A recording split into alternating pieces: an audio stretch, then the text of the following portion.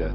Et Jacques Lang, hier soir, avant de partir pour Avignon, nous a expliqué les grandes lignes de cette nouvelle politique culturelle. Nous voudrions en effet renouer avec cette grande tradition du théâtre populaire telle qu'elle s'est affirmée après la guerre, après la libération, lorsque, tels des missi dominici, les hommes de théâtre parcouraient les routes de France, s'enracinaient dans chacune des provinces pour y faire aimer le théâtre, pour y rencontrer un public neuf, pour y établir avec lui un dialogue nouveau. Je sais que vous, personnellement, vous n'avez jamais cru au miracle obtenu à coup d'argent et de subventions. Oui.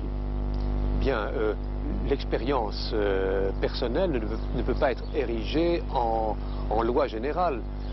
Je crois que tout de même, il faut un minimum de moyens. Et depuis que je me promène à travers la France en tant que ministre, j'aperçois de nombreuses zones de misère. Songez par exemple que pour l'ensemble du pays, il y a pour les fouilles des sites archéologiques prodigieux qui sont ceux de notre territoire, il y a 200 personnes rémunérées, 200, autant que pour la seule ville de Londres. Donc il faut un peu d'argent. Il faut que notre pays soit un grand pays de culture. Prenez le cinéma. La réforme du cinéma aujourd'hui est inséparable de la réforme de la télévision. En tant que ministre de la Culture, je dis aux réformateurs dont je suis, je dis il n'est pas normal que la télévision achète à bas prix des films qui, eux, coûtent cher et des films qui sont présentés aux téléspectateurs à des millions de gens, et je m'en réjouis. Il n'est pas normal que le cinéma n'en bénéficie pas. Il n'est pas normal que la télévision n'apporte pas un peu plus d'argent à la production cinématographique.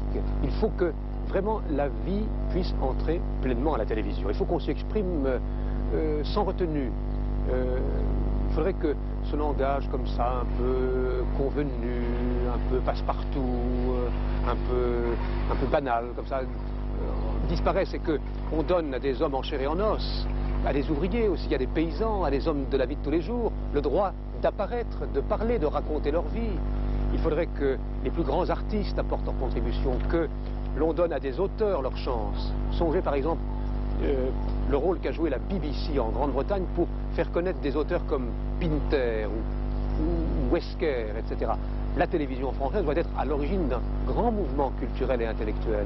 Jacques Lang, je voudrais savoir si, pour le contrôle cinématographique, vous allez assouplir plus tard la législation. Vous avez déjà pris des mesures, je crois. À 18 ans, après tout, on est adulte, on est un jeune adulte, on est adulte, et je conçois mal qu'on interdise des films à des jeunes adultes, alors même qu'ils sont libres de leurs mœurs, libres de leur sexe, libres de leur fréquentation. Je ne vois pas pourquoi le cinéma subirait des contraintes que ne subissent pas d'autres activités. Une chose qui m'a frappé, c'est Jacques Attali, qui est obsédé par le fait qu'il faille sortir la culture du circuit de l'argent. Et je crois que là, il y a quelque chose qui va changer en effet, non? Oui, je dirais déjà, vous savez, la décision qui a été annoncée par Pierre Mauroy au nom de l'ensemble du gouvernement de nationaliser les banques à la rentrée prochaine est une décision culturelle. Au fond, faire que les banques, c'est-à-dire le financement, le crédit, servent au développement du pays, servent à des investissements d'intérêt commun et non pas seulement à une poignée de privilégiés, c'est une orientation culturelle. C'est permettre en particulier que les activités culturelles et artistiques ne soient pas seulement gouvernées par le profit.